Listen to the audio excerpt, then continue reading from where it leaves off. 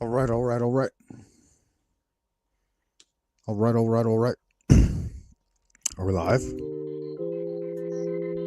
Let's go live in 5, 4, 3, 2, 1.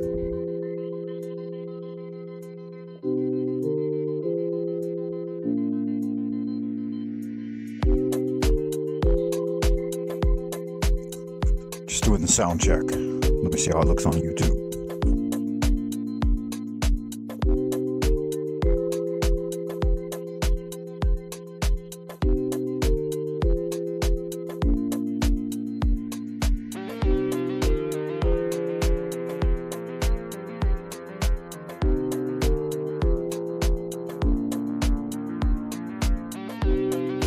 How are we looking on YouTube?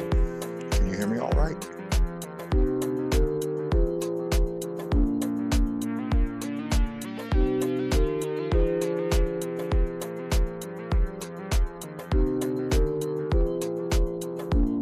How's that sound check?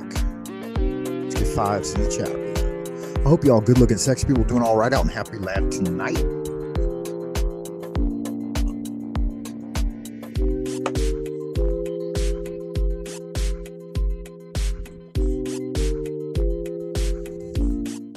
It's late night with Frank Monday. The Book of Eibon, Grimoire of Black Magick.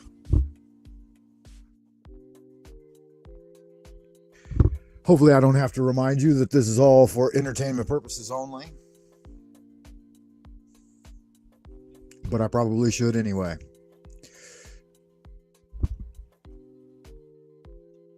Let's go ahead and get into it. Grand Wizard of the Esoteric Order of Dagon, your friend and well-wisher, Frank Monday. Hit the likes for the YouTube algobots. Keep them barking. Check me out on www.buymeacoffee.com/Frank Monday. Holy art thou, Lord of the universe, the vast and the mighty one, creator of heaven and earth, maker of all things visible and invisible, master of both the light and the darkness, he who was, is, and shall be. We adore thee and we invoke thee. Send us one of your divine spiritual agents, our holy guardian angel, to protect and guide us through the innumerable snares of the earthly sphere and a cleansing wind to disperse all negativity and endless human opinion. Teach us those things which we must know for the completion of the great work and the glory of thine ineffable name, Adonai. So it is commanded and confirmed. So mote it be. 100-day challenge, guys. Pathways of Magic. I'm deep in it right now, man. I'm in day 64. Wow. Just next week, we'll be going into the 7th transition. It's going to be fun, man. Join me if you haven't already. Invoke often, guys. Inflame yourself with prayer. And why is that so important? Because when you're dealing with dark magic grimoires, tomes of ancient and esoteric and arcane lore, you got to be careful, man. You want to have God on your side.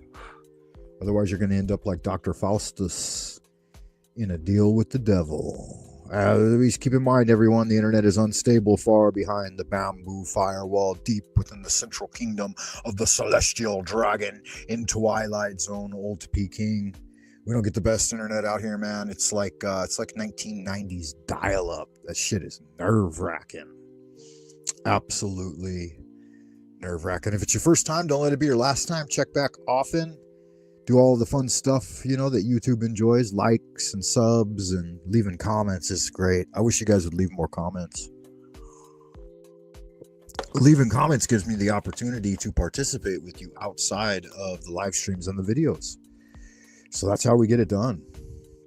I'm creating a pamphlet on the 3 great deceptions, so look forward to that coming out on the Buy Me a Coffee page pretty quick.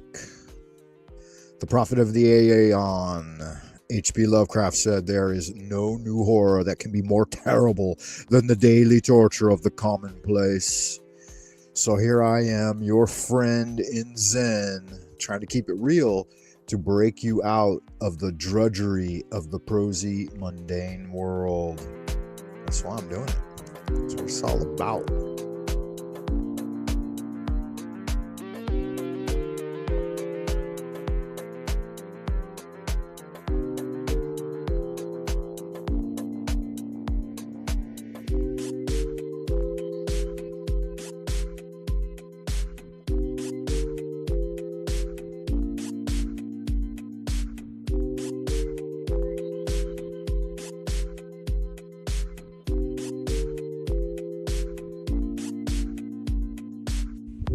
Yeah, that's what it's all about. You guys know what's up. Y'all good looking, sexy people out in happy land.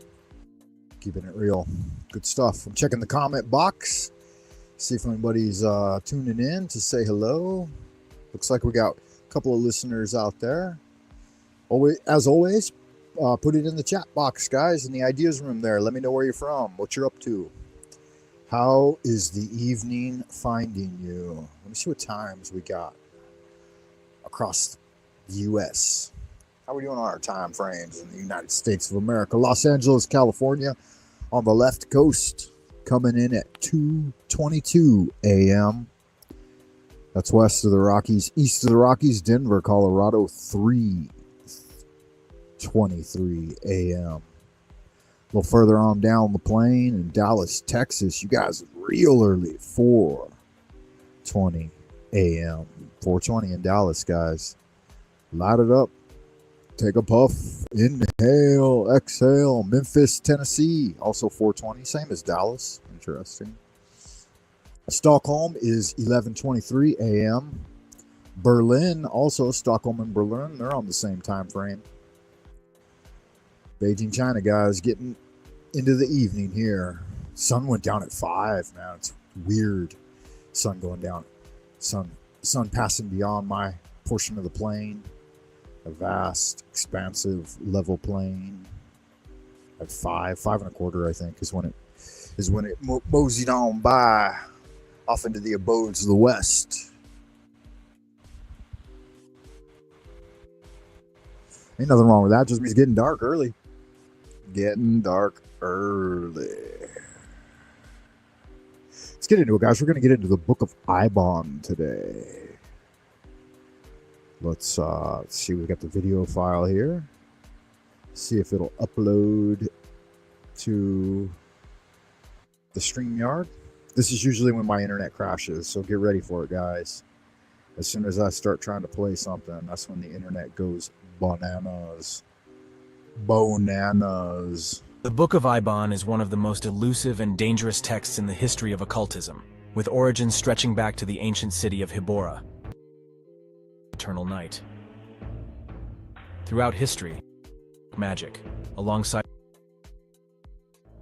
the Book of Eibon is one of the most elusive and dangerous texts in the history of occultism, with origins stretching back to the ancient city of Hibora.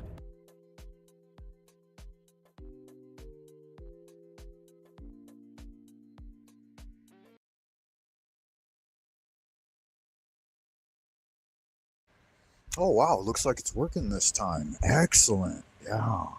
The Book of Eibon. The dreaded text. Let's find out a little more about it. An almost mythical land now lost to history.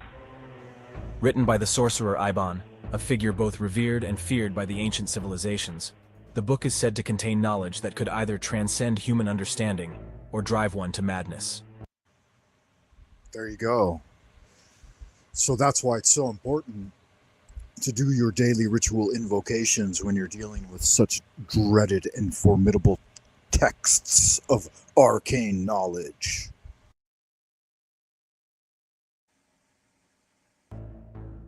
It is considered one of the cornerstones of dark magic, alongside the Necronomicon and the Codex of Eternal Night. Throughout history, the book has been lost, found, and passed through the hands of occult societies and forbidden cults, each of whom has jealously guarded its contents. Scholars of the arcane who have attempted to decipher the Book of Eibon are often struck by its eerie, disjointed language and cryptic symbols that seem to defy logic. The book is divided into several chapters, each detailing a specific aspect of forbidden knowledge, from the summoning of ancient deities to the manipulation of time. All right, so that's the sections we need to look a little deeper at. Are the individual chapters that it's divided into. If you recall from your early studies in magic, you've got the Arbitel of Magic, which likewise was divided into seven septenaries, which are basically empty chapters that the magician is meant to fill out on his own. And even the evocation of the realm of dreams. Those who have sought its knowledge have been left with more questions than answers, and many have disappeared under mysterious circumstances. Chapter 1: The Dreamer's Gateway. Okay, guys, now we're getting into the real meat of the thing, right? So, Chapter 1, The Dreamer's Gateway. What are some aspects of the Dreamer's Gateway that you really need to have a handle on before you start engaging in any high-level exploration of Dreamland?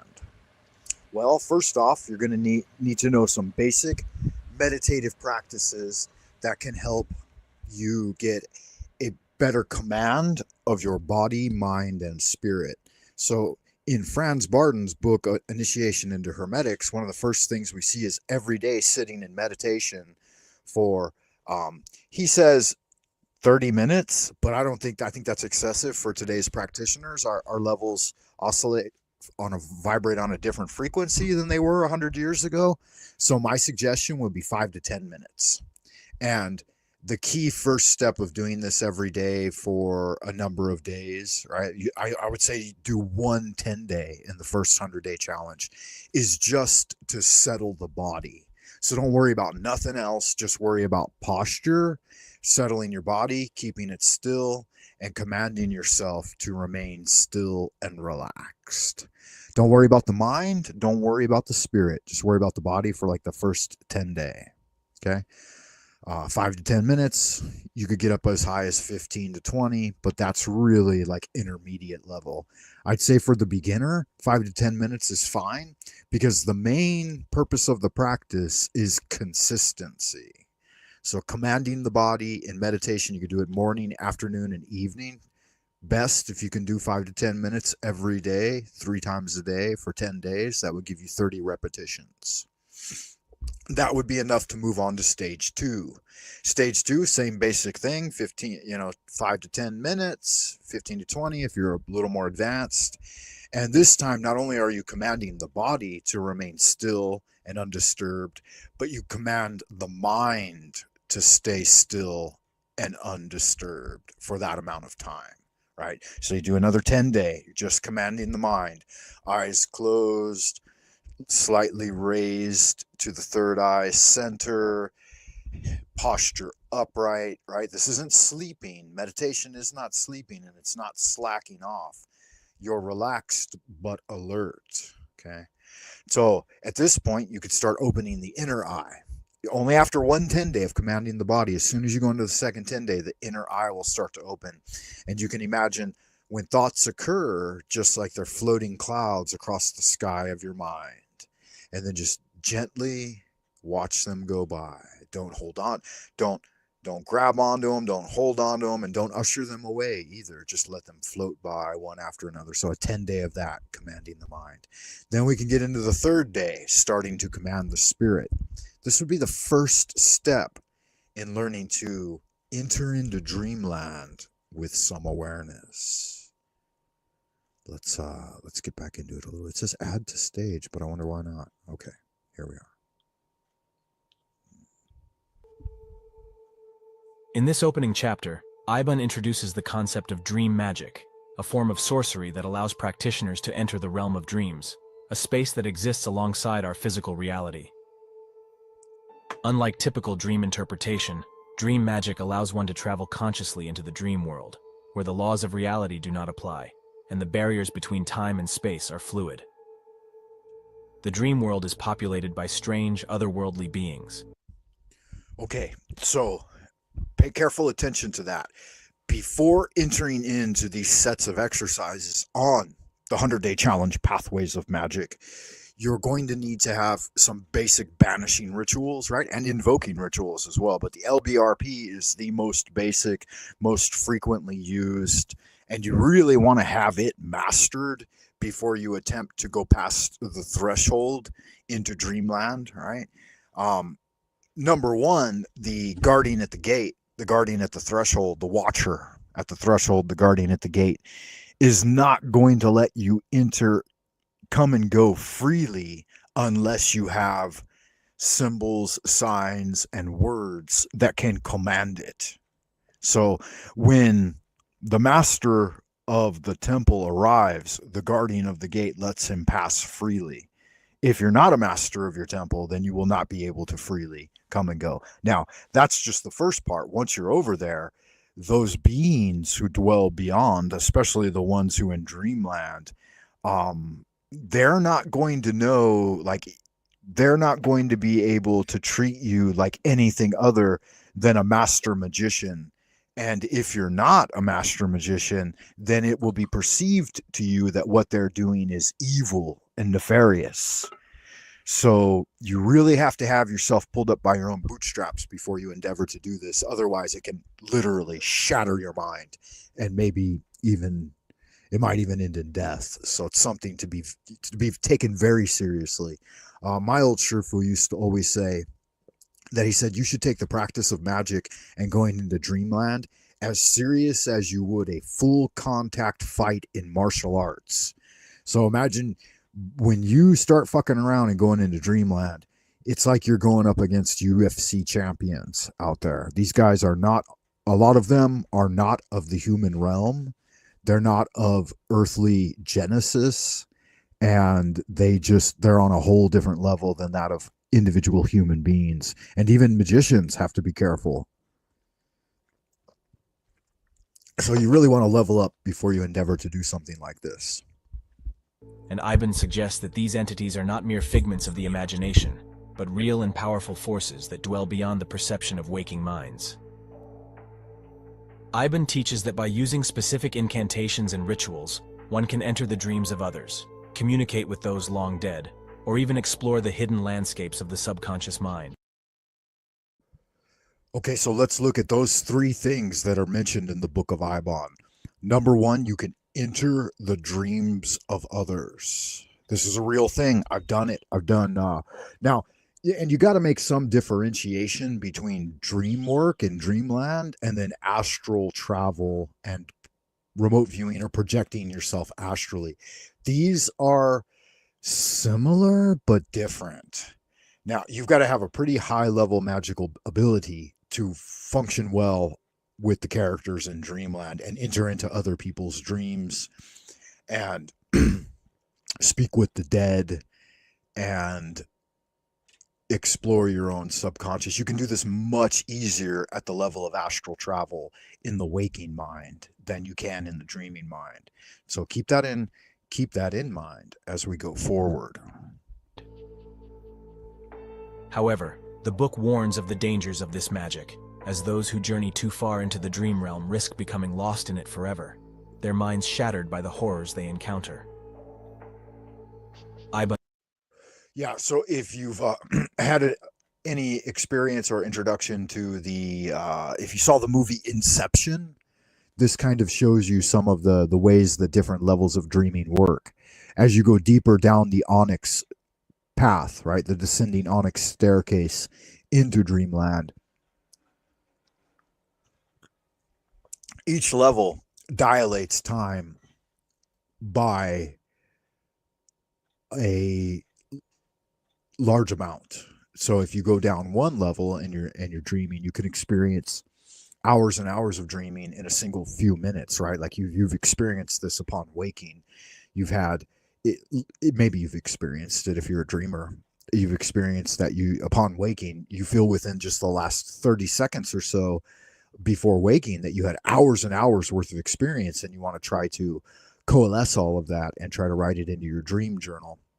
That's just at the most superficial level. You go down to the level just beneath that, you can experience entire lifetimes before you come back up to the level above that. And then when you return to your waking world, you may have direct recollection of entire lifetimes that you lived out in these deeper planes of extreme apotheum. also alludes to the fact that some of the ancient gods and powerful entities, such as those lurking in the outer darkness, use the dream world as a means to influence the waking world, subtly guiding or corrupting human actions. In addition to that, their roots reach really deep. So these multidimensional beings, they live at many levels with their roots at the deepest levels that are eternal, right? From beginning of time to end of time, they can feel the entire concourse in single pulses, right? And then at the next level where the trunks emerge and stuff like that, we still have like unfathomable lifespans of millions and millions and hundreds of millions of years. And then at the more superficial levels where they start to take individualized avatars, that's where we can come in contact with them, which is about 3 levels deep for the human, but it's also 3 levels up for them. So we're meeting on kind of a medium ground. But that's why experiencing those very deep levels of dreaming, you're not going to be able to bring much back. How much can your analog relative mind in a few minutes upon waking even begin to recall the fathomless depths of that type of knowledge? The realm of dreams is not a place of peace, but one where the veil between the mortal world and the eldritch cosmos is thinnest. In the realm of sleep, the veil is thinned. The dreamer steps beyond his mortal form and walks among the stars, guided by the whispering shadows of those forgotten by time. Yeah, and the prophet of our Aeon, Lovecraft, wrote that why should you argue how there's a difference between images born in the mind of waking reality and those images born in the mind of sleeping reality? There is no difference betwixt the two. But one of the biggest differences is that those images born within dreamland are even more powerful and more deeper and more long lasting. They're more eternal than the prime material plane that we find ourselves in.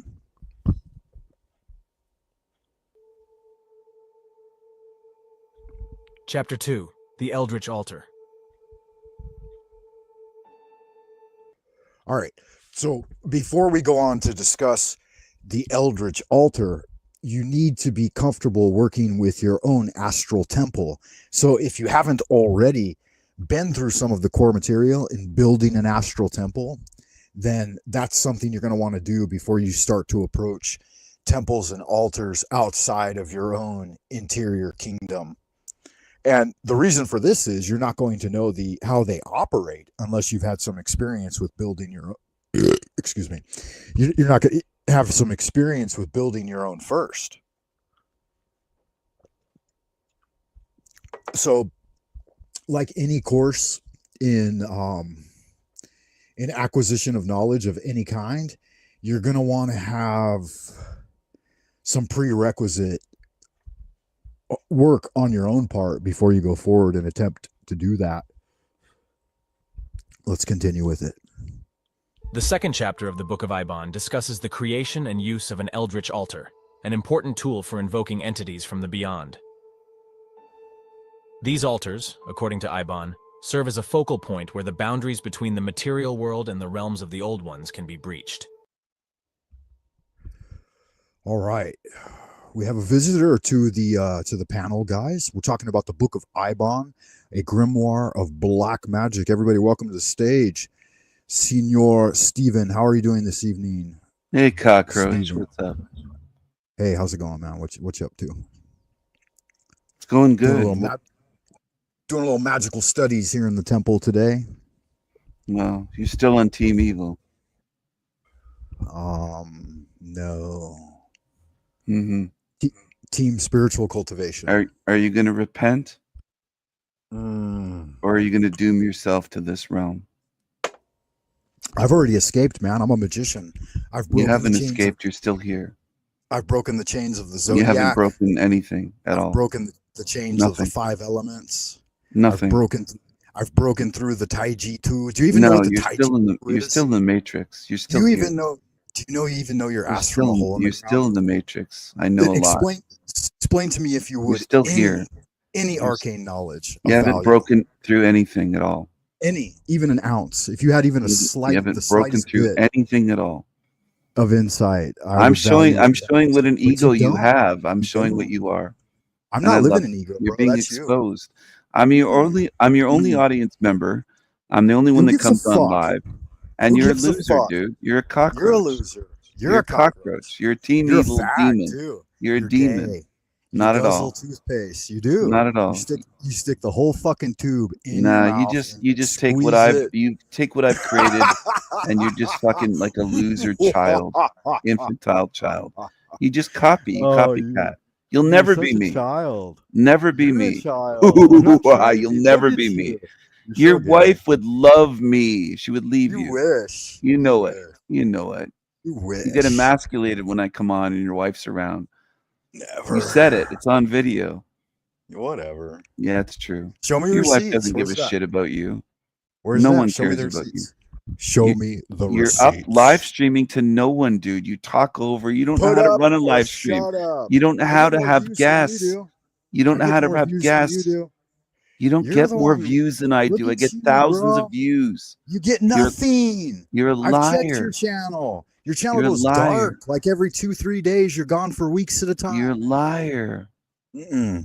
You're a liar. I I'm just not. live You're the streamed. liar.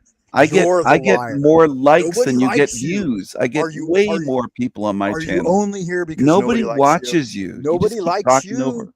Nobody People don't even want watches you on you. their channel, man. People love me. They won't even They let you love on. me. I've been watching. And Jack the won't let ladies you on. love me. Pimp Unslaved Nobody won't loves you. let Nobody you on. watches you. Machine Lies I'm your won't let you only on. audience member. You should Flow be State kissing won't my let you ass. Nobody on. cares about you, dude. Nobody will let If you I on anymore. was tuned in, you're live streaming to no audience. You're pathetic. No one watches your channel. It's dead. You died a long time ago. Nobody sad. watches your live streams. It's Sad. pathetic. You're pathetic.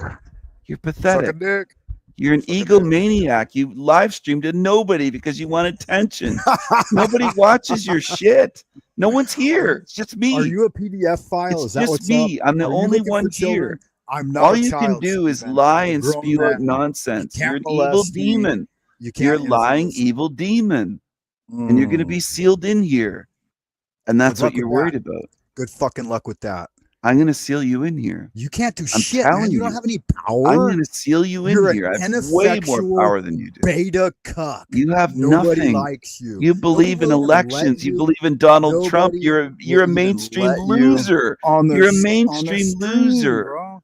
You're a mainstream loser. This is a You nice vote. You intermission believe in for my, elections. You believe in Trump. You're a fucking idiot. You're a moron. You think everything's real, Oh you dummy. God, You're a you're mainstream fucking NPC. You're a so dumbass. predictable, man. You're so You're a predictable. dumbass. You're low You've got IQ. nothing to say. I'm going to seal you in here. That's Due to what the I have fact to say. that you can't discourse. I'm going to on seal you in here. topics That's why with I'm any here. level of intelligence. I'm going to You just seal come you at in me here. with ad hominem I'm going to attacks, seal you in straw here. man, Go eat your trying Big to Macs attack and me spit them out of directly. your mouth, you pig. You Eat your can't. fucking Chinese Big Macs. Blah, blah, and spit it out. Talk with your mouth open, you you fucking can't talk pig. about the ideas. You You just pig. attack the person. No, you're So a pig. useless. You don't have So any useless. ideas. You just read from books. You have Useless. You're You useless. have no views of your own. Nothing. You're a baby. You're a baby. You're a pig. Cry baby. You're a demon. I'm gonna mute you. I'm winning. Shut You're the muting. fuck up. Go I'm suck winning. a dick. Go. I'm winning. I'm winning. You're muting me. You're gay. You're a fag. You're a loser. You're an anal You're weak. buzzard. You're a butt I'm pirate. here. No, you fucking you are. gay. You are. You a cum fucking guzzler. fag. You're a cum guzzler. You fag. You're getting Look at sealed you. in. Oh my god. Who could You're getting believe sealed it? in. You're getting Who sealed could in. believe Sealed it? in here, loser. So sad. So sad. You're getting Michael sealed in. Smith. All you have is a mute button. Go Who's spit out Michael your. Smith? Who is that? Who's Michael Smith? What does that name mean? What are you doing with that name? Is that your real name? Authenticated with Facebook. Later. I found you out, you demon, you liar. How dare you come here spewing your bullshit? Why aren't you talking now, huh? Cat got your tongue? Can't figure that shit out. You are really a low IQ dude, man. You are truly the lowest. You're a one-track mind. You're a broken fucking record. You've got nothing of value to say. Nobody likes you. Everyone's banned you from their channel. And people are getting suspicious of you, bro. Your days are fucking numbered. You're the one getting sealed in. You feel it now, don't you? The clock is ticking for you. You know it's almost game over. You can't even figure it out. You don't even know how to talk. It's shameful. You really are. You're truly despicable, truly shameful. All right, let's get back into it. So here we are. The altar must be constructed in a precise manner, using specific materials like bone, obsidian, and the ashes of sacrificed creatures. When properly constructed, the altar acts as a portal through which the practitioner can communicate with beings beyond human comprehension. Rituals associated with the altar require elaborate ceremonies, often involving the offering of blood, the chanting of eldritch prayers, and the use of sacred symbols. Now, I would say that this is the one thing that maybe the Christ consciousness broke away from the old traditions of magic. Blood sacrifice is no longer necessary. And I've seen there's a whole like group of folks out there in Happy Land that engage in blood magic, and like they cut their finger or whatever, prick their finger with a needle and then put some blood on a paper. That shit's gay, man. I mean, don't do that. There's no reason to draw blood. According to the ancient alchemical science of internal alchemy in Chinese esoteric Tao, we measure it this way. We say a single drop of blood is worth about 1,000 drops of water, meaning that it takes 1,000 drops of water to equivalent 1 drop of blood. And then 1 drop of semen is worth 1,000 drops of blood. So you can see the value they place on blood and semen, or internalized energies, these liquid internalized energies. Let's check this out. Russian Lad is in the chat. Good to see you again, Russian Lad. I hope you're doing well. He says, this thing doesn't look correct. Let me see. I'll move it this way. He said Wrath is pretty nasty in the comments. Oh yeah. That is Queen Stefan of the Insanity Machine. He represents Team Evil. And yeah, he's gay. I don't know if you saw that little exchange we just had a minute ago. Typically I don't let those kind of rats in out of the sewer to come in and say hello, but he loves to just spit his vitriol. But I'm not going to ban him, and I'm always going to give everybody an opportunity. You know, even if you've proven time and time again that you're an absolute piece of shit, it doesn't matter. You should never put old energy on a new person. Always give them an opportunity for redemption. I don't believe in just giving people one chance. You know, you always entertain them, give them a minute to what is that, rant and cry like a baby, banging their rattle. You know, nobody's changed his dirty fucking diaper in a while. So it's similar to any other low-level parasitic creature you would face in any of your magical operations. So you got to get used to it. You got to learn the way of the wizard warrior. Yeah, what's up with you, Russian Lad, man? Long time no see. I hope you are doing well. Let's continue with this. Let's see where I went to. Here it is. These rituals can be performed to summon visions, gain knowledge from the hidden realms, or even call forth ancient deities who once ruled the earth. Eibon stresses that only those with the most disciplined minds and unshakable wills should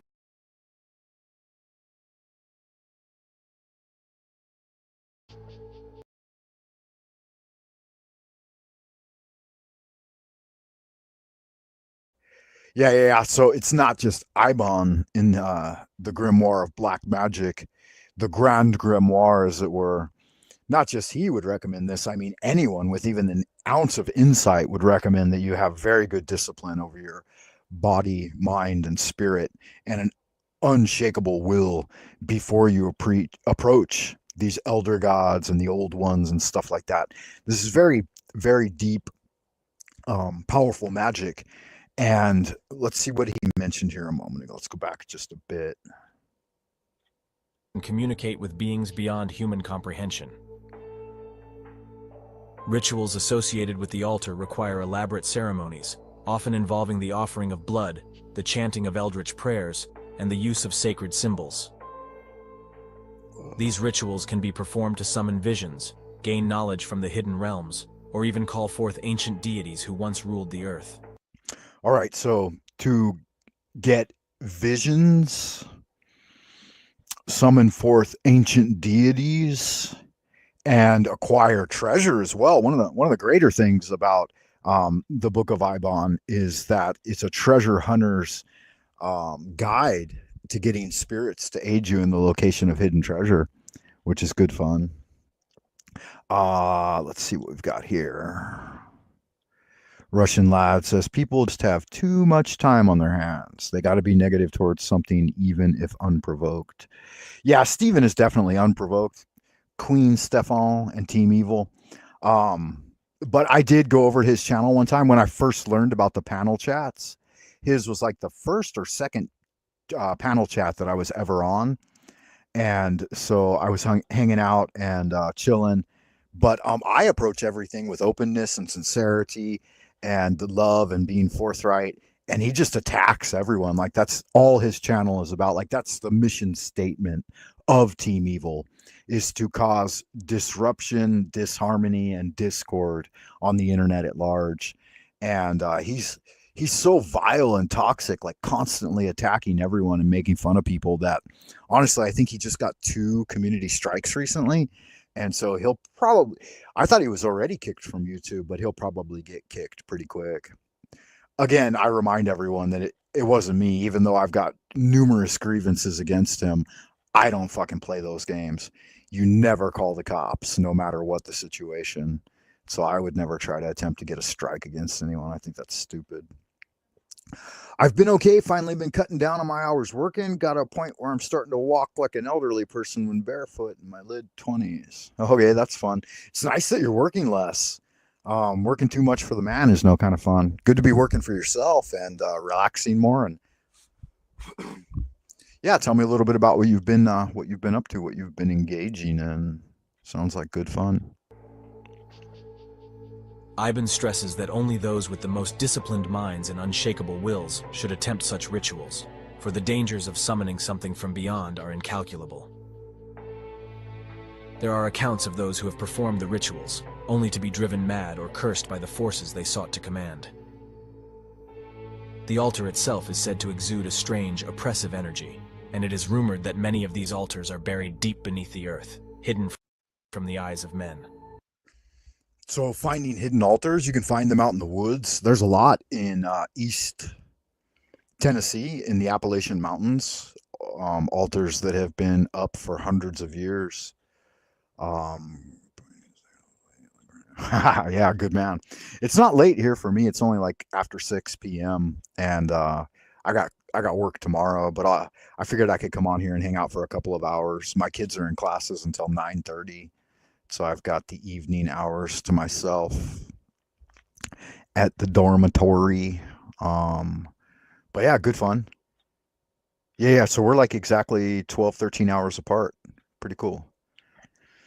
I had some good dreams about being back home recently. I was doing a lot of good magic, going up and down through the various levels of reality on, the multi-dimensional planes there. I forget exactly. The mirror world is what's the guy's name? Robert Blake. That's what he called in his book. What was his book called? Astral Dynamics. He talks about a level of the I don't believe it. Yeah, it's the astral plane, I would imagine, but it's an experience of the astral plane where you actually experience the earth as it is now, but you can kind of shift slightly in time frames, like a little into the future or a little into the past, but it basically mirrors the prime material plane. And so this is one aspect of the astral plane during astral travel. And I find some interesting things, man, when I go home doing that type of magic, that type of dreamland magic. Upon the altar of bones, the elder gods shall awaken, Their eyes open in the dark abyss, and the earth trembles as the Ancient Ones stir once more. Chapter 3. The Forbidden Geometry. All right, yeah, now we're getting into it. The forbidden geometry. So this is what I was just talking about. Like these non-Euclidean spaces that we travel through.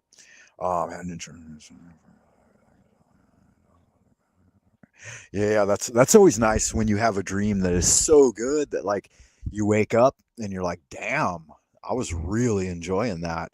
Those are the key times when you should absolutely jump into your dream journal and write down some key words. Like I try to do like 10 or 15 key words to explain some of the scenarios. And then I try to get right back in there, maybe go back in for a 30-minute nap afterwards and get back into that dream and continue it. And you'll get resolution, like it will continue. You can learn to do that. I don't know if you've done that or not. But in Chinese, we actually have an expression for that. We say, 睡个回笼觉, and which means like you sleep, return, dragon, sleep. So Chinese works kind of funny as a language.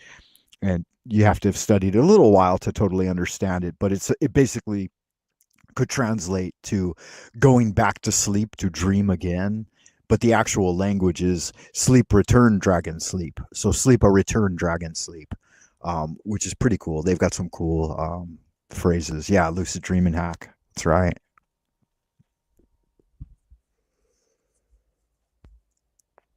They have another word. Yeah, I've only learned recently that they've got these lucid dreaming hacks. They've got these techniques. You can learn about them. They're distributed over the internet. I didn't see any of these like outside of places like occult books up until recently. But yeah, I learned of one like the back to bed dream or something. Like they basically recommend the same thing, that you set an alarm for like 3 a.m. and then wake up for a little while, rub your face. But I've been doing this naturally since I was a kid. I didn't even know it was like a technique. I mean, obviously I knew it was a technique. Yeah, you're supposed to, the hours from 3 a.m. to 5 a.m. are the hour of the liver by Chinese medicine. And that's when the liver processes the blood during deep sleep. And they say that great white sharks, the reason they're can handle such deep water sleeping, like they go down to deep levels of the ocean, and the reason they can handle that great pressure is their liver is like 3/4 the size of their body or something. They are powerful astral travelers. That's why sometimes if you get attacked by a random creature in dreamland or during astral travel, it could be a great white shark. And those are some powerful creatures. They live hundreds of years and they constantly just eat living flesh. They're real sharks in the astral realm. But as a magician, you learn to protect yourself. In this chapter, Eibon ventures into the occult science of geometry, showing how the physical world is governed by patterns that transcend human understanding. He explains that there are hidden geometrical structures in the universe, encoded into the fabric of space-time itself. These shapes and patterns, known only to the ancient gods and the most advanced sorcerers, hold the key to manipulating reality. All right, so we know these now, like in modern science, as sciatic patterns. Is that what they are? Where you take like the sheet of metal and then vibrate certain frequencies through it and put sand on top of it or other things, and that will form certain patterns. All of these in Chinese Tao, like in esoteric Taoism, they've got books full of them, like all kinds of patterns that you can look at that were obviously derived in some way from that, or derived from direct meditation and just seeing it directly before the mind's eye. Many of the Chinese sciences are said to have come out of that. You just sit quietly and look through the bodily kingdom. That's how they developed their medicine. That's why they know the pathways of qi flow in the body, because they would just sit quietly and use the inner eye to look around. What's the heart doing? What's the liver doing? What are the lungs doing? How do they interact with each other? And they came up with an entire system of medicine that is centered around this type of thinking. But these patterns, man, when you practice Franz Barton's initiation to Hermetics, as I was talking about at the beginning of the transmission, there are exercises that will awaken this, the flashing color effect. Like you can learn about it through the Golden Dawn as well, or the Hermetic Brotherhood of Luxor. but you'll start to see these patterns on certain energy fields. Like when someone becomes really angry or something, you'll see the way that, I forgot what David Icke called it. He had a good name for it, the morphogenic field or something like that. You'll see how their morphogenic pattern will mutate slightly if you're sensitive to it, if you've opened your heavenly eyes, as we say. Other places, like when you're doing kung fu and tai chi out in the garden, there are certain things that you see, like the, what is that called, monatomic gold, when they spoke of manna from heaven. I'm not going to talk too much about it because you got to figure it out on your own. But in a private chat, maybe I would go into more depth. But yeah, you can see it. It's real. It's legit. It's not just a fairy tale. Like the spirit world, people are always, going on this and that about believing in God or spiritual beings or divine immortals and stuff like that. And it's like, until you've got real legitimate experience and have seen these things firsthand, I could see why you would be, mired in speculation and doubt. But once you've seen it, fuck, there's no denying it. And that's another thing. Once you've turned it on, it's not 24/7. It can't happen all the time. These days, everyone's talking about, doing drugs to achieve it. Eat peyote, smoke hashish, or do DMT or whatever. And that's so weak. Why don't you do the 100-day challenge? Why don't you let the light grow for 100 days naturally? Because you'll see way more than you would, and you'll understand more, and you'll bring back more than you would from just a drug-induced site neurosis, or what's the word, hallucinations, drug-induced hallucinations. Those are not the way to get it done. You can't make any real spiritual progress through drug-induced hallucinations.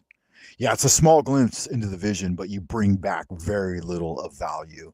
That's the thing. And you misinterpret most of what you see, and you understand even less. So it's really not the right way to go about it, but it's one way. I mean, if nothing else, at least it gives you a little taste so that maybe you'll go on the shaman's journey and take a more mystic spiritual path. Eibon emphasizes that through understanding these forbidden geometries, one can manipulate the very essence of time, space, and matter. The chapter provides detailed instructions for drawing the geometric sigils that connect different planes of existence and allow the practitioner to traverse dimensions. These diagrams are said to hold immense power, but using them requires great caution. Honestly, I think this is going to be something that my next 100-day challenge will be about, is a better understanding of magical geometry. Because honestly, I didn't do well. I mean, I actually did well in math up until about the junior high, but then like high school in math, and I got as high as, like, I didn't take trig, I didn't take pre-calculus. I got as high as college algebra. I took 2 years of college algebra at university, but I didn't get into any of the deeper mathematics. And I would think that a better understanding of numerology and arcane geometry would definitely aid me going forward. So I think my next 100-day challenge, my spring challenge, starting at the time of the spring equinox, will involve that. And if you are a math expert, let me know, because I'd like to pick your brain and have you on and interview you during the challenge. That's always fun. For those who tamper too freely with these cosmic blueprints may tear the very fabric of reality itself, causing chaos in the natural order. Eibon warns that even the gods, such as Cthulhu and Yog-Sothoth, are bound by these geometries, and that any disturbance in their patterns could awaken them from their slumber. The knowledge contained in this chapter is considered so dangerous that it is believed that many of Eibon's followers sealed their copies of the book to protect mankind from the disastrous consequences of wielding such power. Yeah, that's the thing too, right? That it does require some effort on one's part. But 100 days, that's essentially a semester of school, right? And that's why I do them like that, kind of. Well, it's not, but it fits in, it coincides. If you know something about the background of the 100-day challenge, Russian Lad, is that there's actually a tablet here in one of the Taoist temples here in Beijing called the White Cloud Temple. And in that temple, there's a tablet, the 100-character tablet by an ancient magician of Taoist magic named Lu Dongbing. And on it, he gives a path. He gives a formula for achieving enlightenment or spiritual power, magical power within 100 days. And it's a very simple, straightforward, no frills, nothing fancy to offer the mind set of instructions. And if you can do it, you can do it. And in 100 days, you will awaken to lightning exploding from the sky and whirlwinds circling you and flowers blooming in your presence. And you will see the truth of what is meant as manna or the monatomic gold. Like, you'll understand the philosopher's stone in just 100 days. Can you imagine that? For like approximately 10 minutes a day for 100 days. But you have to do them pretty much consecutively. Like, you can miss a couple of days, but it's got to be a real buildup of effort, concentrated effort over a certain period of time. And again, some people might wake up to it faster and some people might not get it at all. But yeah, it takes approximately 100 days. The truth is carved in angles beyond mortal comprehension, shapes whose symmetry leads not to beauty, but to madness. Chapter 4. The Veil of Eternal Darkness.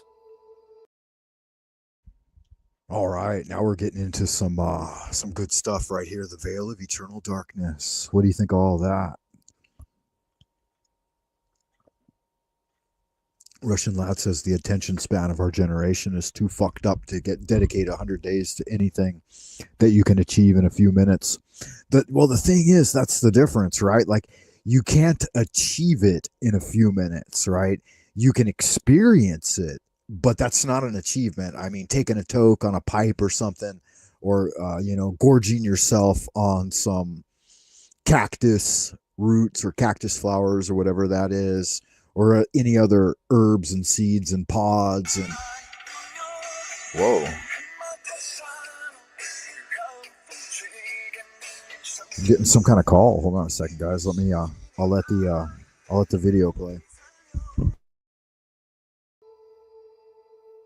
The fourth chapter discusses the realm of eternal darkness, a place where the souls of the damned are said to linger. Eibon reveals that this is a shadowy domain that exists beyond the waking world, where time has no meaning, and the laws of the universe do not apply. It is here that the most powerful of the ancient gods are believed to dwell in a state of slumber, waiting for the time when they will rise once more to claim dominion over the earth. These beings exist in the shadows, feeding off the fear and despair of the lost souls trapped in this void.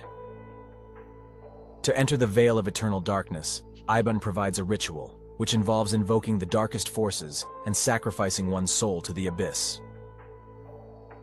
Once within this realm, the practitioner would be able to commune with these godlike beings, who hold the keys to knowledge that transcends the mortal plane.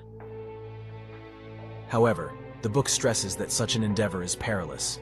Those who enter the veil are often consumed by the darkness, their souls lost forever. The very nature of the veil is to distort perception, causing those who venture there to lose their sense of self and become one with the void. Many have attempted the journey, but none have ever returned unchanged. Beyond the stars lies the blackened abyss, where time ceases, and the souls of the lost are devoured by the endless dark.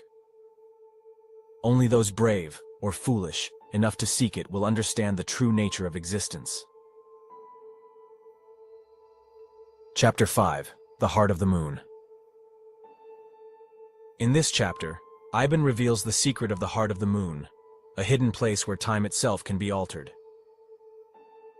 According to the book, the moon holds an ancient power that is unknown to most humans, but is well understood by certain cosmic entities. The Heart of the Moon is not simply a celestial body, but a symbolic gateway to other realms, where the forces of fate and destiny can be manipulated. Eibon describes the moon as a key to unlocking these realms, allowing those who possess its secret to peer into the past, present, and future with terrifying clarity. The ritual to enter the Heart of the Moon involves drawing intricate sigils, offering a sacrifice of rare moonstone, and invoking ancient names that predate the rise of humanity. Those who succeed in entering the moon's heart can walk the time stream, interacting with beings from the past, or even influencing future events. However, Eibon cautions that manipulating time comes at a steep price. Those who meddle with fate may find themselves ensnared in paradoxes, trapped in loops of existence, or cursed to live out alternate versions of their lives. The cost of such knowledge is a burden no mortal should bear. In the moon's dark heart, the tides of fate are woven. To understand its pulse is to look into the eyes of the gods themselves, an understanding that no mortal mind can bear without unraveling. Chapter 6. The Eternal.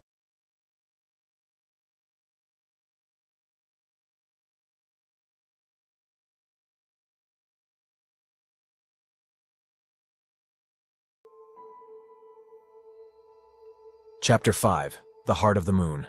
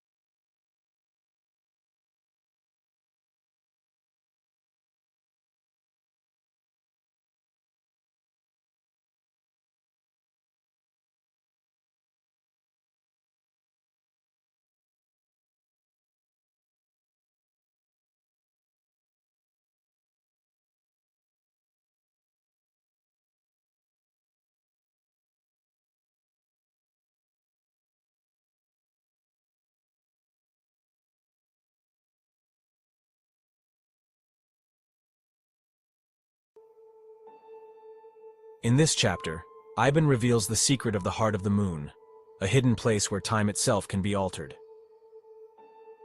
According to the book, the moon holds an ancient power that is unknown to most humans, but is well understood by certain cosmic entities.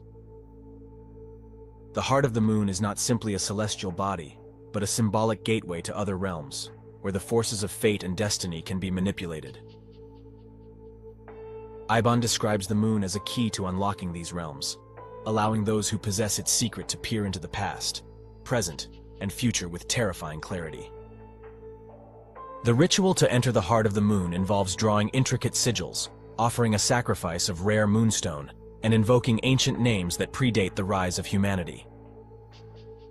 Those who succeed in entering the moon's heart can walk the time stream, interacting with beings from the past, or even influencing future events.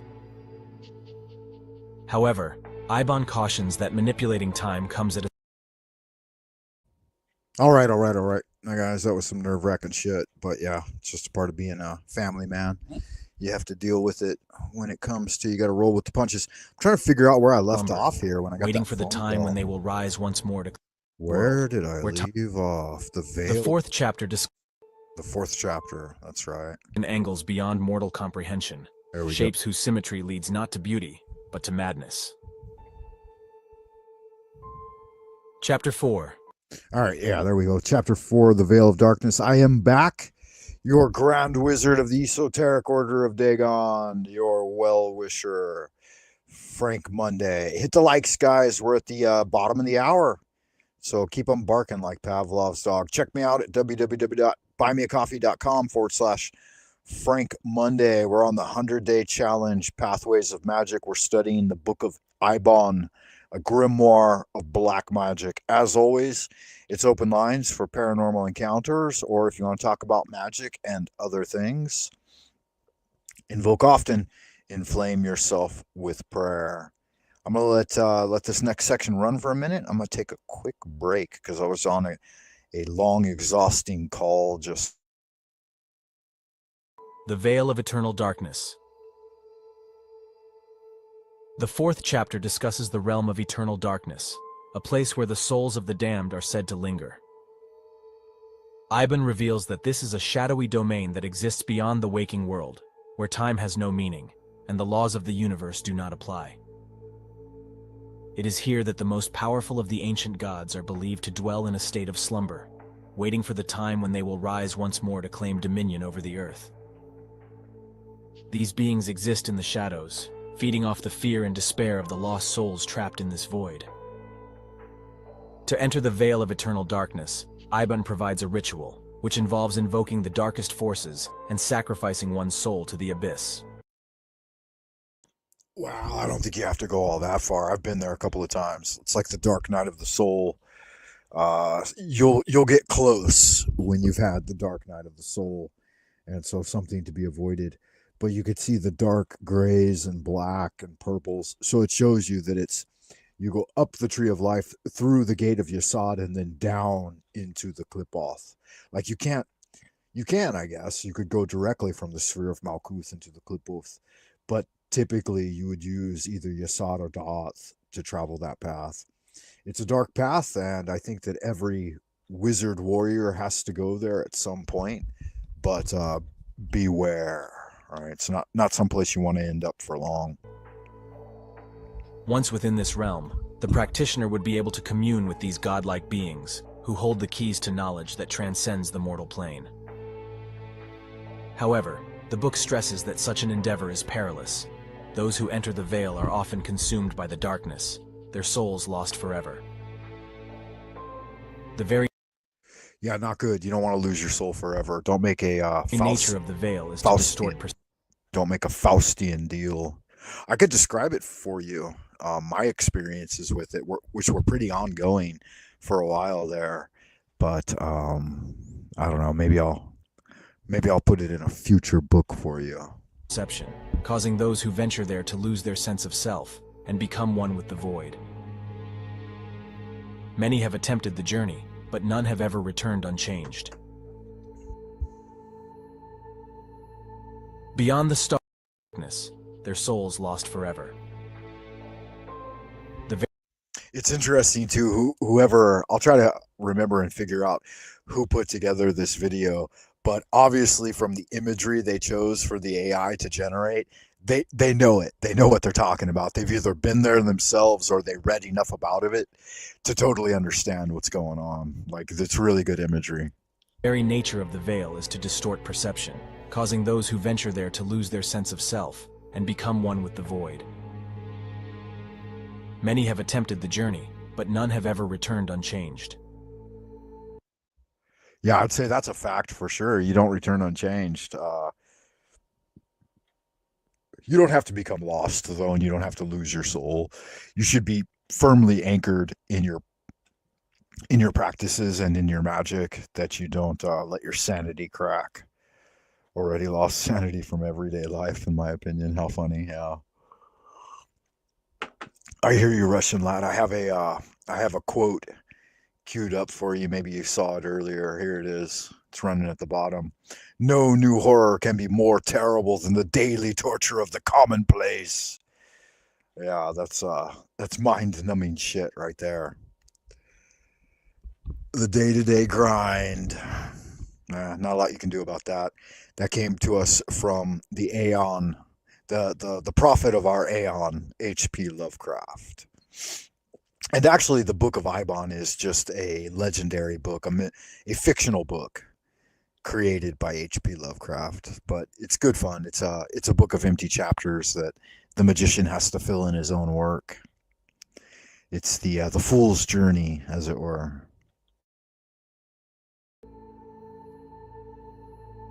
Beyond the stars lies the blackened abyss, where time ceases, and the souls of the lost are devoured by the endless dark.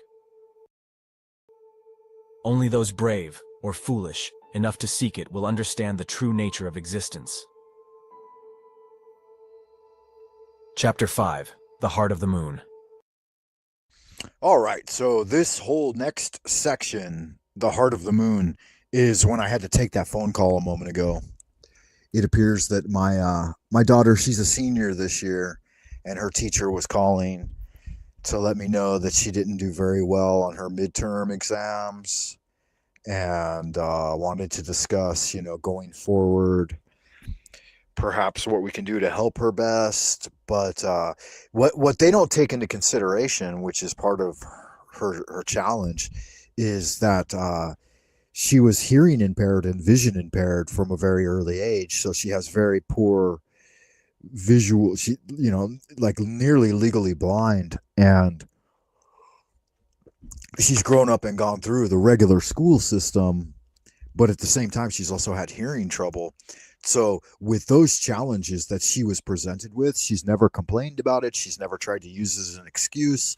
She's never sought to be a victim. She just doesn't do very well in academic studies, but she's extremely fluent in social studies and hierarchies and gossip and stuff like that. She's like a dynamo when it comes to mammalian hierarchies. And it just fucking irritates me to no end that the schools focus so exclusively on these certain aspects of a child's development, and they just overlook where they're a genius. There was a Olympic trainer that came from China and lived in the U.S. for like 20 years, and all of the people he trained won gold medals. And they wondered why this Chinese coach was so good at training Olympic athletes, Olympians, right?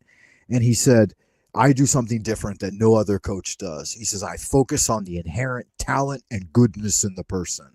He said, your average coach will grab a guy that's performing in a sport, and whatever he's bad at, he'll try to make him better at, right? So if he's got a bad backhand or whatever, or he does this not very good, he'll make him do that 1,000 times to try to improve it.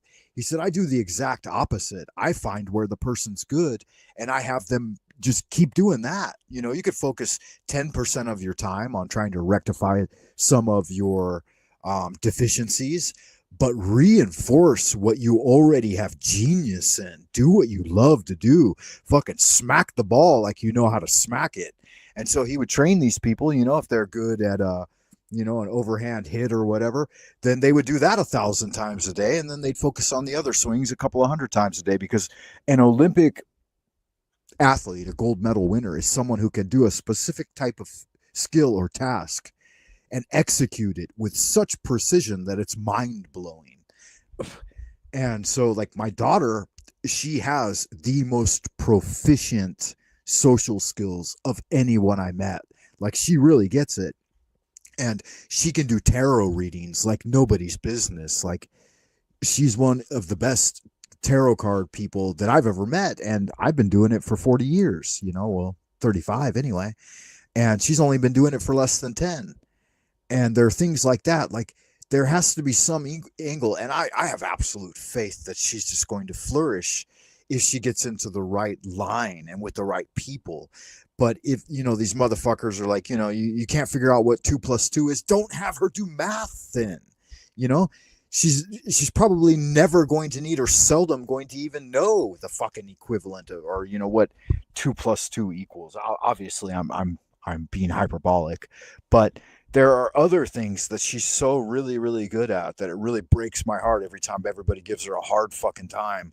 They're trying to break her spirit because they know that she has genius level in certain aspects, and every person does, every child does. But they try to beat them all down into this one isolated box of, you guys all have to perform very high in all of these disciplines. And that's not the way education's meant to be. That's not education. That's the education of the world, right? They're going to show you that we're going to take away from those who do not have enough and give it to those who already have too much. We're going to tax you.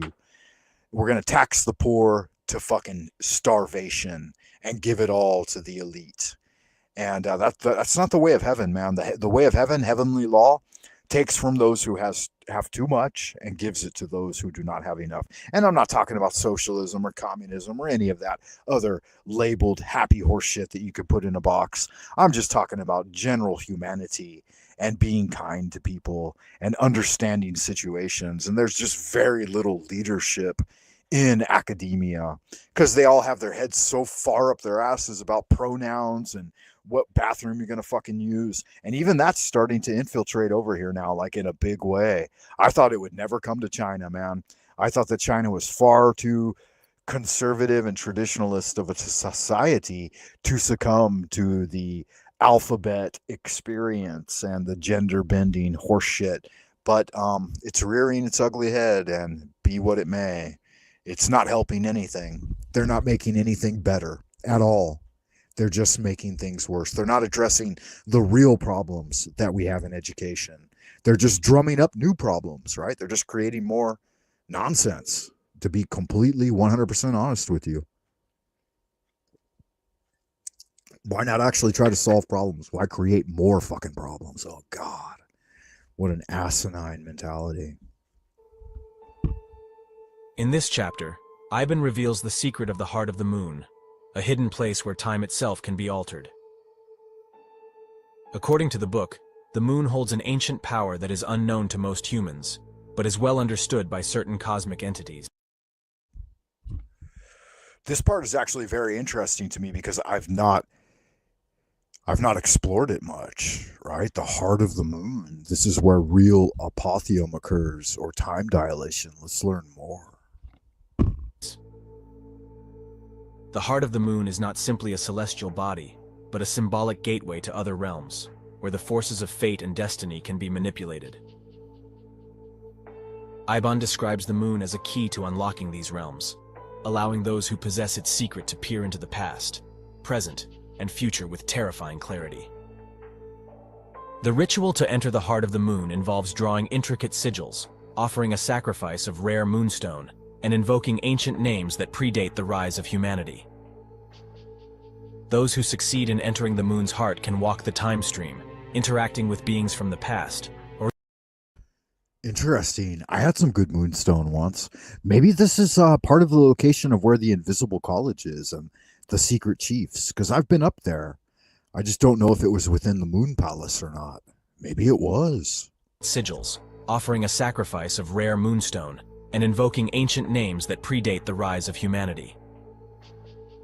Those who succeed in entering the moon's heart can walk the time stream, interacting with beings from the past, or even influencing future events. However, Eibon cautions that manipulating time comes at a steep price. Those who meddle with fate may find themselves ensnared in paradoxes, trapped in loops of existence, or cursed to live out alternate versions of their lives. The cost of such knowledge is a burden no mortal should bear. Yeah, stuck in a strange loop, huh? Maybe that's happening right now. Maybe I fucked around and found out. Huh? In the moon's dark heart, the tides of fate are woven. To understand its pulse is to look into the eyes of the gods themselves, an understanding that no mortal mind can bear without unraveling. Chapter 6, The Eternal Return.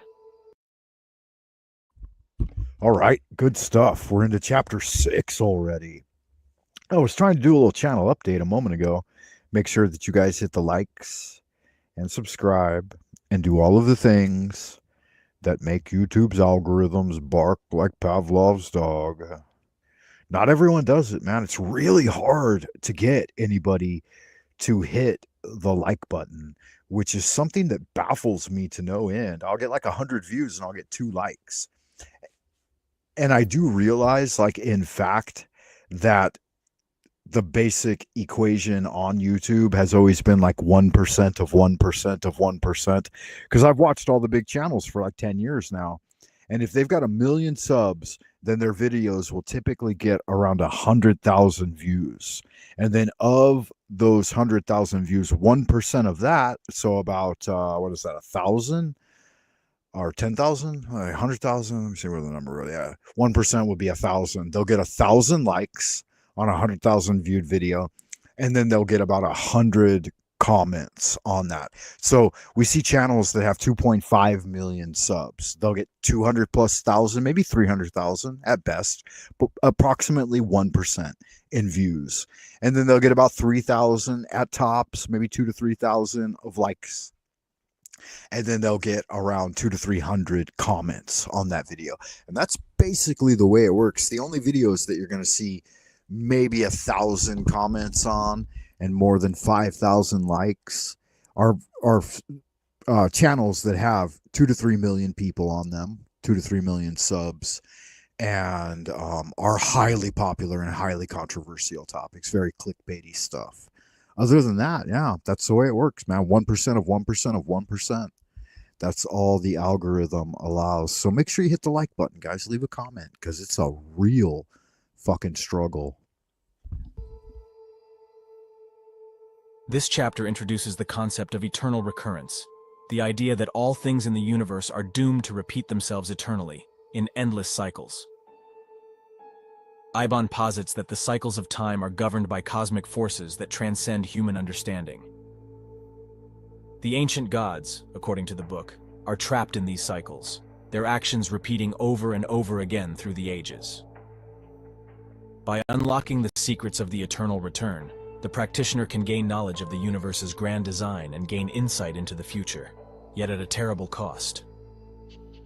Eibon explains that the key to breaking free from the cycle of eternal recurrence lies in understanding the hidden patterns that govern the flow of time.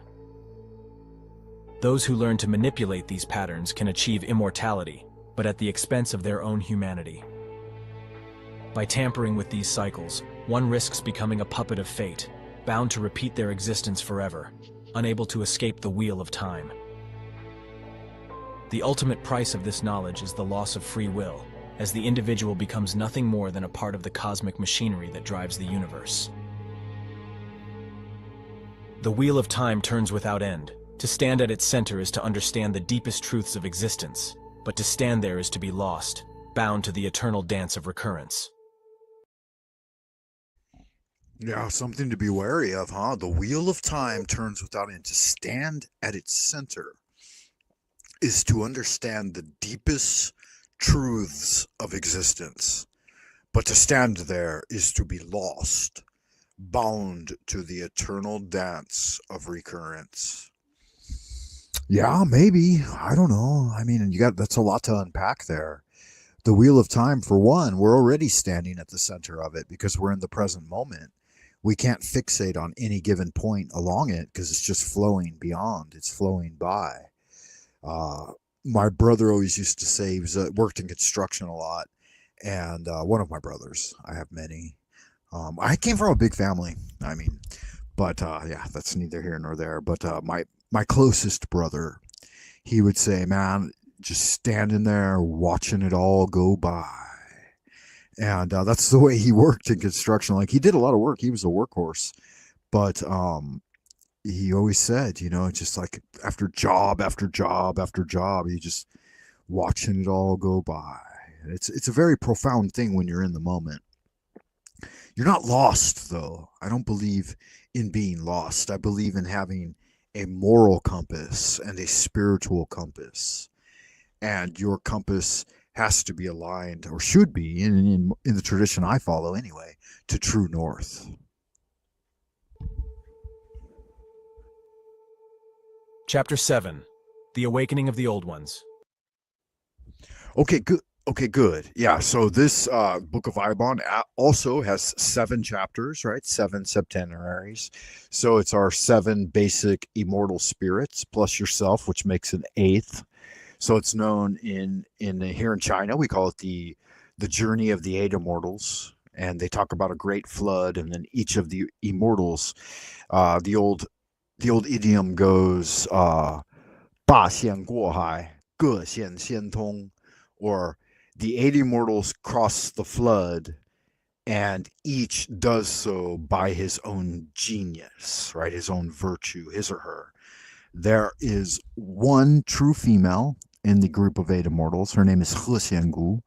Then there is one like ladyboy, Lan Caihe, which is actually just like a young man pretending to be a girl, which is kind of funny because we're talking Tang Dynasty, like the start of the Tang. So 1200 AD, like nearly 1,000 years ago, they were already playing with the idea of ladyboys.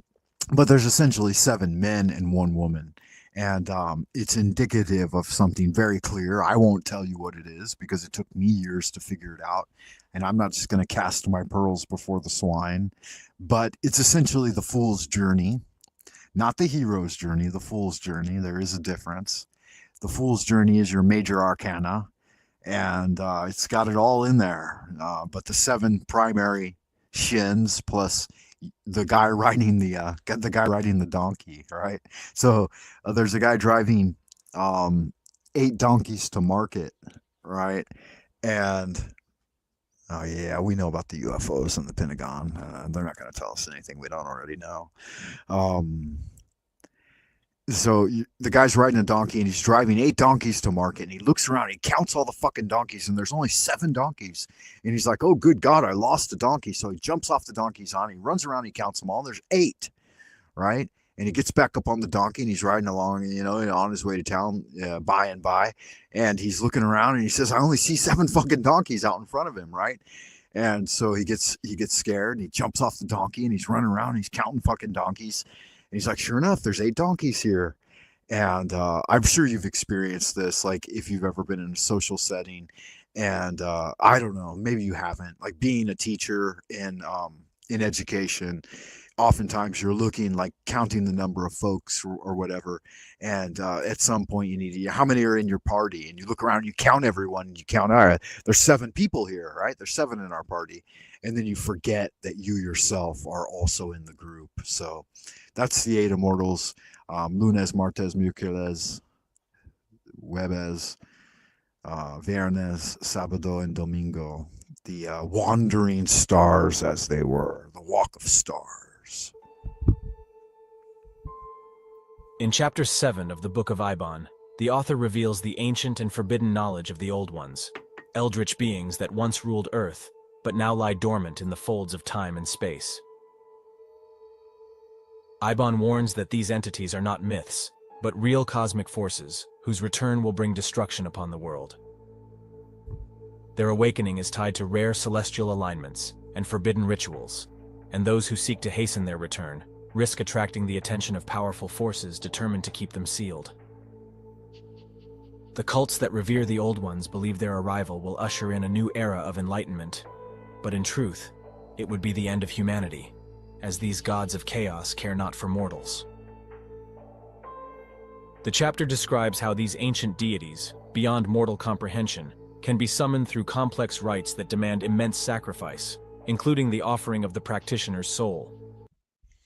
Yeah, not only do these guys oftentimes sacrifice their own soul, but they'll sacrifice the souls of others, and they blood. What makes the grass grow green, says the loyalist, right? It's blood. And why the red, the crimson dark color of red, why does it make the grass grow green? Do you know the answer, Wayfarer? Do you know the riddle of the Sphinx? Those who perform these rituals may gain forbidden knowledge, but at the cost of their humanity. Eibon warns that once the Old Ones are awakened, reality itself will unravel. The final words of this chapter serve as a grim plea to those who would seek this knowledge. To awaken the Old Ones is to invite the end. Turn away from this path, for once it is set, there is no return.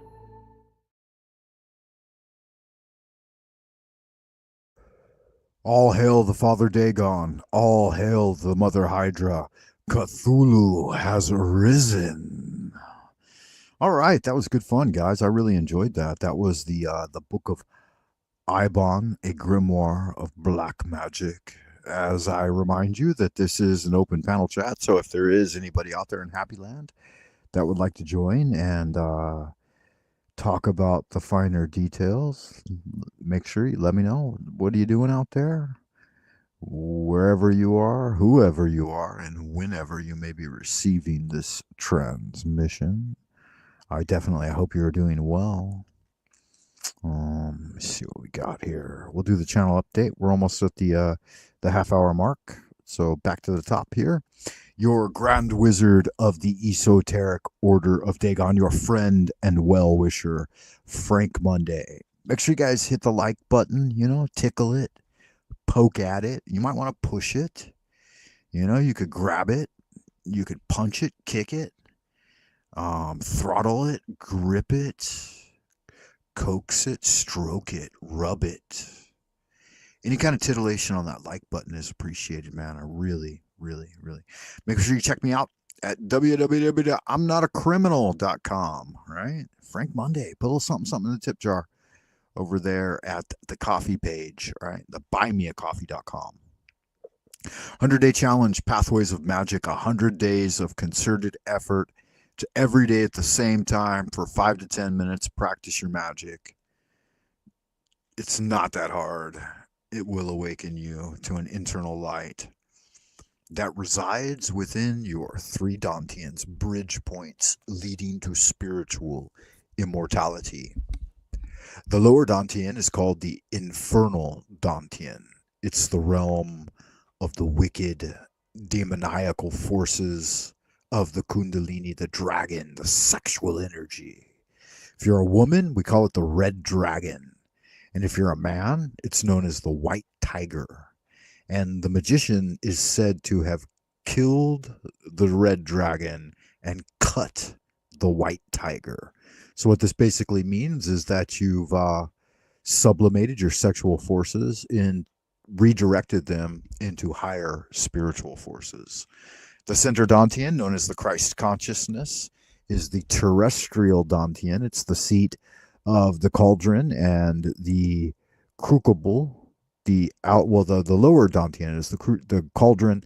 The upper Dantian, the middle Dantian is the crucible, and it's where all of your metals are mixed. Your elements: metal, wood, earth, gaseous energies, and the plasma. This is where they commingle. Solve et coagula. And this gives birth to the Philosopher's Stone, which you must ingest.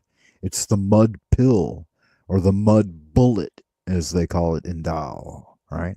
And you refine it into a luminous pearl that enlivens and awakens. Play with it day and night, but never throw it away, lest the Lord of the underworld send his minions after you. The upper Dantian is known as the celestial Dantian. This is the crystal palace. It's where you can communicate with angelic forces and the Godhead itself, right? You enthrone God within his proper seat of power. Call upon the supernal triad. Bring down the energies of Keter, Hokmah, and Binah. And you'll know a little something about that if you do that. It's the house of spirit, the Shen, and it's where you can generate real magic energy, the Wuji, or antimatter of the magician, something that abracadabra can make things occur and appear. Presto changeo, manifest directly.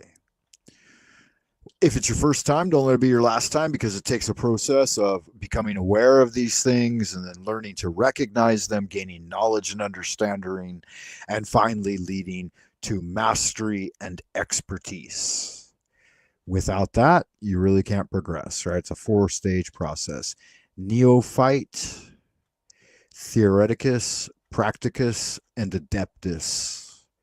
You will become a magi if you continue to practice. I will finish today's transmission with the invocation of total integration.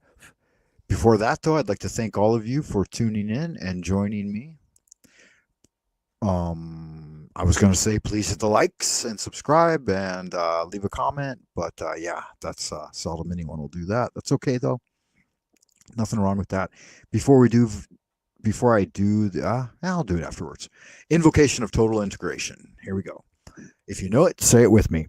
Heaven and earth are the spontaneous manifestations of the subtle, wondrous universal law. As the original oneness expresses itself, gross and subtle energies become distinctly divided.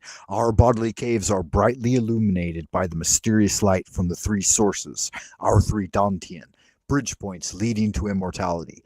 The powerful spirits of the 8 directions conjoin our being with the true origin of life. By the absolute order of the divine Ling Bao in the highest 9th heaven, send the positive energies of Qianluo, Dana, Dunkan, and Taishuan to destroy our spiritual obstacles and debilitate any evil influence. This order is given by the highest sovereignty, It is a jade oracle from the subtle origin. I invoke with strong sincerity to drive away the demons and evils and lengthen my healthy years. The attained spirits respond. The evil demon king, Mo Wang, is chained to stand as our guard and servant. The powerful atmosphere has been generated, dispersing all negativity. The chi of Tao is everlasting. So it is commanded and confirmed. So mote it be. Yeah, good magic. With that, Wayfarer, I was just going to mention the opening to the Hermetic Brotherhood of Luxor by Pascal Beverly Randolph. In this, he quotes, "Goodness alone is power. Silence is strength. Will regaineth omnipotence, and love lieth at the foundation." With that, Wayfarer, I wish you well, and I will see you in the abodes of the future ad astra per aspera. Until next time, keep doing good magic. Bye for now.